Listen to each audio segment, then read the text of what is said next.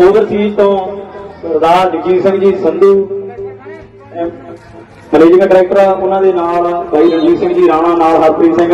साडे खेड मेले से पहुंचे आ बहुत बहुत धन्यवाद आ जिन्हों का बहुत बड़ा सहयोग भी इस टूर्नामेंट संबंधी भाई Jagjit Singh ji Sandhu managing director overseas.